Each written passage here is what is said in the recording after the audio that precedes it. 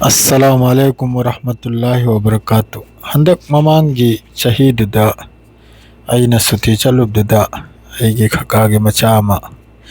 इनाव अमा लुहोंगी। अदो अइखोय मैतै पांगलसिदा अइखोय कसारसिदा करी मओंगदनो तामनसे करी मओंगदा चले करी मओंगदा निकाह सोलबनो चलिसे असिगी ममी पुनमक असिगी वीडियो सिदा लोइना यावरमनी। सि अहानबदा तामलसी थोगलगलेको थोगलगलेगा सिदा उलेमाई किराम मखै फमली अमसुंग अइखोयगी अहल लमन सागै नातैगी लोइना अहल लमन फमली। अदुगा सि हुजिक तामन थोकपगी उलेमाई किराम अदरेदी अखोय मोहल्लादुगी इमाम साहब असिदा अखोयगी मयामना सखंगरबा मेसाब तैयब सु यावजरे लोइनरा मोहम्मद अली अदुगा लोइनरा अखोयगी खका बसीरदिल अदुगा लोइनरा तामन सु यावरे अदुगा इचिनाव पुनमक सु यावरे ममानबा अनिसिसु अनिमकसु CRPF नि अमना सबीर अमना तैयब याय माहिरे खंगनै। अदु सेचल खोमजलेगा दुआ तौरे दुआ तौदना तामल खजिकतंग इमोशनल ओइखरे नजिक थोकपगिने तौरिसे इचिनाव मयाम तामनगी तुबी कराक तुब चलले पूरा निंगथौनि मांगसी नुमिचिगदि पूरा में निंगथौनाबा दजिक थोकपगी कैमरा काप कांगलुब अमसु अदरेदी ओजा प्रोफेसर अबुल खैर चौधरी मयाम खंगिदुनि प्रोफेसर सु यावरे महाकी मनावनि हुजिक ओंगलिसे दो गारीदा फमले हुजिक तामन चप्पगी अइखोय मयामसे लोइन थोकले अइसु यावरि अइना कैमरा पाइरे को इचिनाव मयाम अइबुना कैमरामैन ओइरान ओइहल्ले मखोइना खंगिब्राने दो तोंगले अखोयजु गारीसिदा हुजिक थोकपगी तौरिबनि कोई कसारगी नुकसे याम फजन सजाइखरेदा लई लांग अमा अमा लोइना नपतना खोतना खंगिब्राने यामना नानना ओरिजिनल गांगतने खंगिब्रा नपलि खोलि मखैसे गारीसिजु अहनबनि थार सु यावरि मदु थार दुदनबु तामन तोंगद्रे स्टैंडर्ड से अइखोयना खजिकतंग हेला माराइन उजबदा मयामना थार थार हाइबदिरा थारदा तोंगद्रे अतोपा कारमदनि श्री तामन सु फमले अइसु फमले अइना ममांगी सित्तो अइना फमलेको दो अइखोय हजिक थोकपगिने अइगी वा मखैजिरा अइना लोइना मुत तौजलमने मयाम वारुबिबि याद्रे मयाम थिंदोरकले इमा इंदोल इचिनाव पुनमक लोइना थिंदोरकलेको तामन से हजिक चप्पगिने तामन सु करी करनो हाइरे मी पोंग सिंदोक सिंजिनगिनि मी पोंग सिंदोक सिंजिन हाइबदि गारी अममदा मी अनि तोंगबा अहुम तोंगबा अद्रे हेरहलगने गारी 35 कुल अदुम ओइरमगनि अइसु फजना थीद्रे गारी बुदी यामी कार लांग अमा अमा लोइना दामन सु खजिकतंग मागा मरुप हाइगा महोइजि यामना साथीना सीना मखै तिन्नब जातुनि खंगिब्राने मखोय अहुम मरिसे आंदगिसो याम फजना मखोय मखैजु सुती लौथोकलेगा इमानबु ओंगिमनाइना लाखरेमनि लाखलेगा पूरा लोइजल खोमजलमलेगा मखोयजु सुती लोरगा हलखरेमनि नकपौदि लोइना अनकपदता लैरिमनिदा अमनबु अइखोयगी उदार बोंद्रे कैनो लैरिमनि अमनबु अइखोयगी मासिंगपुर हाइब्रा करे है सिवाय अनकपसिदनि मखोय मखैगी पोस्टिंग से तो मखोयसु लाक्तना ngasi था अमनि सिदा अइसु सुती से याम नुंगाइखरा मखोय लेरमबसे अद्रेदी अइखोयगी इयामबमसु आली हेदर हाइना मासु लाक्तना लैरमे बॉम्बेदगी अदुना याम साथीना नुंगाइखरा हंदै सुती से यामने एन्जॉय ने इचिनाव मयाम दौजिक थोकपगी अइखोयसि पूरा सिल्ली ममांगदा गारी गुरा अमम सिंदोक सिंजिन सिनबु तामलगी मागी सिस्टर गांगतनिको तामनगी अइना नुपि महैगी वीडियो बुदी खर यावे अइना लोइन ककले करगादे अदु ककको मथौ ताइ अदु वहलबंदे अद्र खजिगराक सेदा मचत मचा ओरमसु मयाम लाना लौबिगनु ककपो यौहुददननि मथक्की कनमकर हांगलोखरे दामन हांगवाइना गरोमनि दैखोयसे हजि चटपगी तरमनि मथक्ता लेपखलकपसु याय अइ मता चाद्रदि फोकलो मै लेपखतना मथक्की व्यूसु उहलकपे है मता चाद्रदि मखा ताना से अदुमैना कैमरा सांगदोहलेगा खुदली थोहलेगा यंगनजमनि नखोय मयामदा थौरोने चलोने कैनोने अदुम तत्तनरसे मीसी यामी याम साथीने यामी नहाने नुबीने यामले दर मीसे सिंदोक सिंजिन खर मथौ तारे अतोंगममदता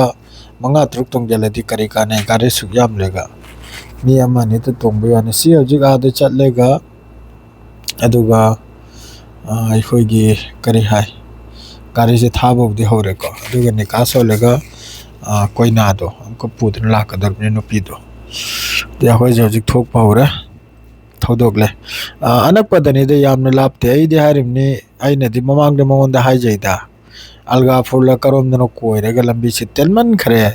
कोयना में से खर लापतकना अखोय लबुक लोमदगी कोइरेगा चफम लयाबा लंबी अनौबा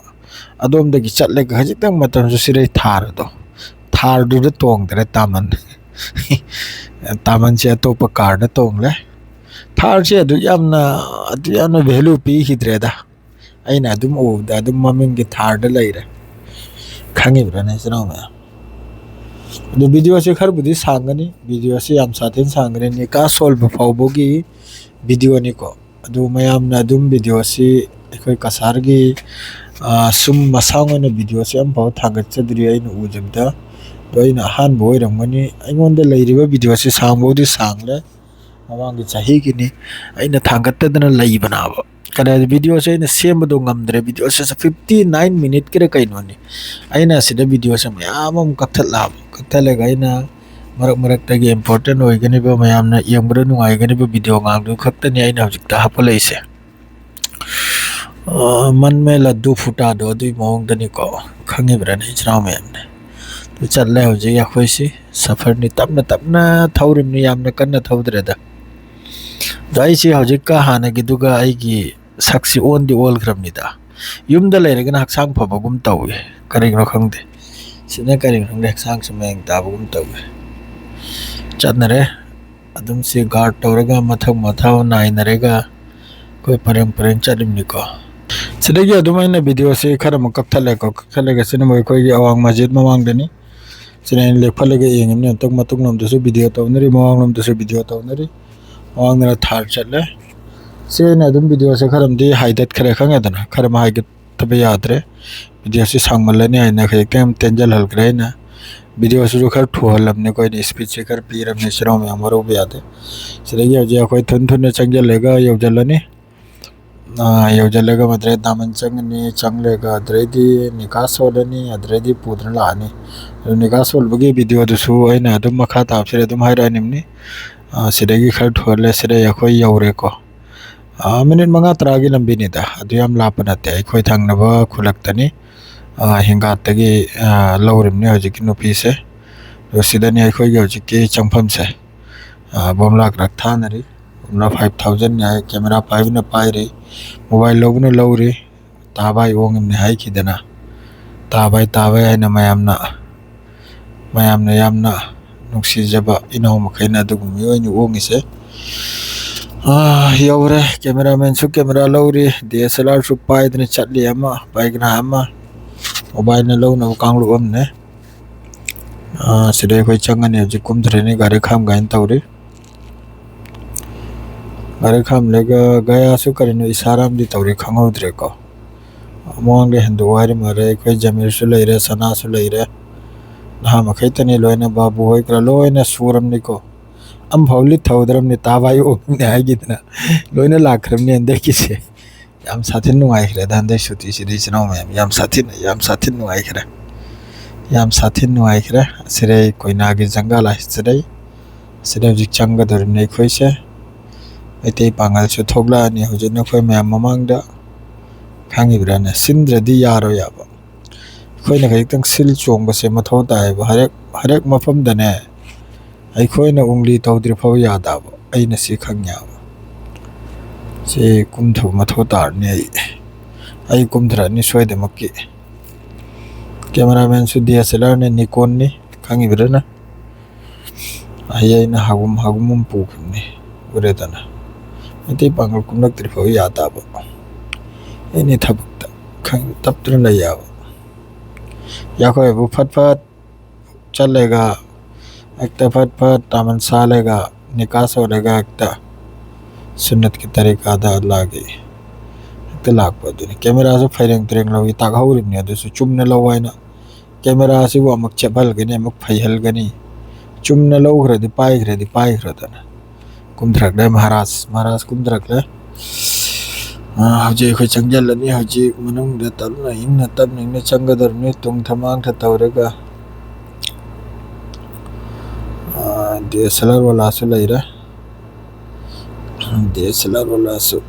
kan na intho e gani man kap kriba DSLR ga mobile ga di yam satin soi nei da DSLR na yam na sathi ne heli any thabak ta su kanam tau base lang base nuai base lakha mar su mobile ga yam satin soi nei ne si pura exam tau khre baigna angter mai baigna ta pul marum 15 marum ni ma ge taman se ge bete pangal matung edap challi hai mama haiget ka daure ai video khar lau gai na ni ma moro bi ade video khar ai su lau thage hoi mai su mobile si panghai ta hai dan pai re ko re kaya ani andre sire ma gi poche sine bo kwalang ama mai khoi gi haral chane ngai ne wa thrak pada adu gi asida mo hoi gi su yauri dam hoi gi khajor tu jorama ma su yauri adu ga loina na ai bu khar thun na chatle na khar saw bu di sawre ma khoi je ai na ma tabhan ning dri ba ya khoi dia thu mi ni da se khoi kasar gi ni koi chino ma se ya khoi kasar gi no hom bani kasar gi taman sal bani adu gi pura video ni kari mong ge chal no yam na sere khoi gi yam ba ali haidar murubbi ni ma murubbi ni ma murubbi ni ai khoi loi ma ki guru start ni khangi brane sinai khoi gi nergam gi ni itau bi khangi brane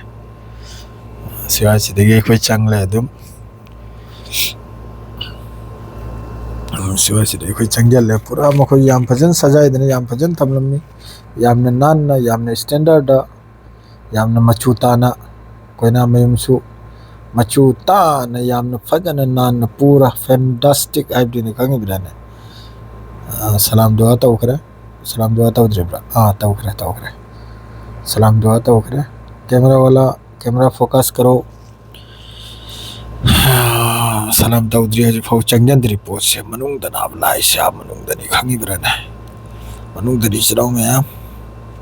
sida jutha gra phadana lo thok lega aduga salam dua tau rani ulama alima wa ulama kiram makhaida alimul ma hafiz maulvi maida salam dua tau raga halamanda aduga change ga pham go dorni haji aisu mobile sem tong uru lai bi tau ru warau be ade chumhal amni hoji sirai khaka tamejur man su lai rai khoi gi khaka ne indom cha gi ima gi manau gi husband darum ne tamal su pham bai tau re tamal pham jaga jik tang sem sadna tau re sang na pham lok ka darum ne na sram yam khangi brane to suai chi de gi khoi nikah gi hoji haurani nikah gi suai chi re ho go darum ne to suai chi da gi makha ta abdre dum mayam na taro khangi brane original sound do ma hapam ne na chi changlak paga misti to sti madre di ayinga tha si ham bagi hauna bine khoi kasar gi chatna bine ko changlak paga sum aying ba madre di athum base se kasar gi hauna bine chino ma suai chi dagi makha ta abdre dum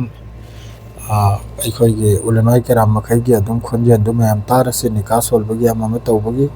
adum da chathagrasi aduga ai gi sound track se suai chi lo jirage kasar gi no bani chino ma enjoy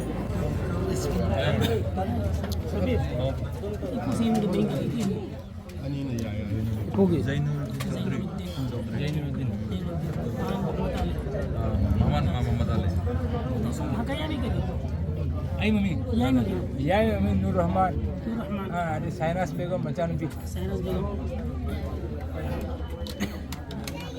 देखो ना तो तमिलनाडु से आंते में नोय वांगांगनो को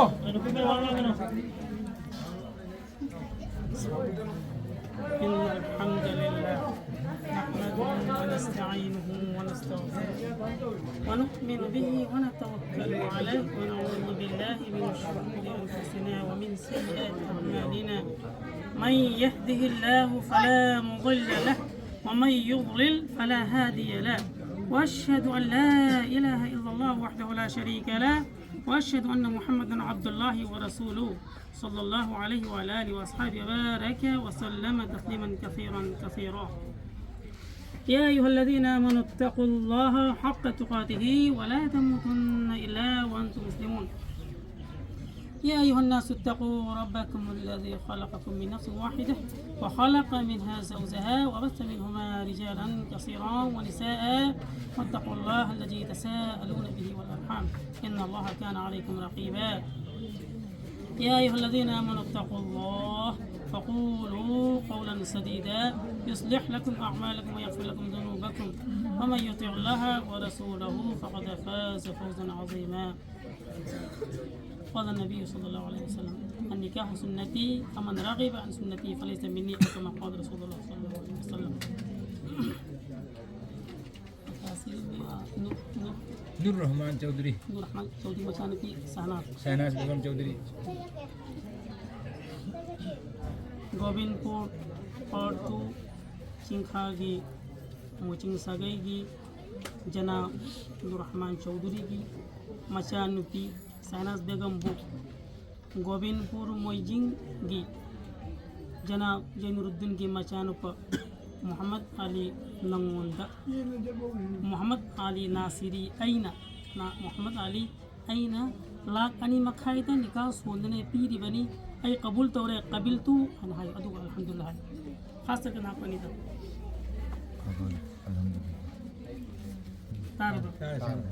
बारकल्लाहु luck व बारक अलैक व जमअ बैनकुमा फी खैर खास करके एक पुनमक ईमान हिफायत तौसी अहम वसियन नसियन अनि सुबद नमाज मतम मंगा ची न पाइसे ओम सुबद एक लाइ पुनमक से मतम मसक खंगरे मतम से कौथोक लै खोइसी अदना मतम से जब जन पावन तौन भोन से इंशाअल्लाह ताला अमना अहल मनगी आलिम उलमागी थक्सी खासी खंगसी अमदि खंगमिनसी अदु लोइना हराम दगी हिंसी हिंगनसी अल्लाह के फरज ची न पाइसी नसी निकाह से अल्लाह की रहमत न कबूल तो भी सनु खास करके अदु एक हजरतुल उस्ताद मुहद्दिस ने दुआ दौनी इंशाअल्लाह बरकत किया अल्लाह ने कबूल तो भी न बयान एक कोई इंशाअल्लाह अंतन दरुसोंसी सल्लल्लाहु अलैहि वसल्लम اللهم آمين اللهم إنك عفو كريم تحب العفو فاعف عنا يا غفور جزا الله عنا محمدا ما هو أهله صلى الله عليه وسلم اللهم لقنا حجة الإيمان عند الممات اللهم أعنا على ذكرك وشكرك وحبك اللهم حاسبني حسابا يسيرا تعز من تشاء وتذل من تشاء إنك على كل شيء قدير واعف عنا واغفر لنا وارحمنا أنت مولانا فانصرنا على القوم الكافرين وصلى الله تعالى على خير خلقه محمد وآله وأصحابه أجمعين آمين برحمتك खजूर खजूर हम वहाँ नीलो है खजूर सी लो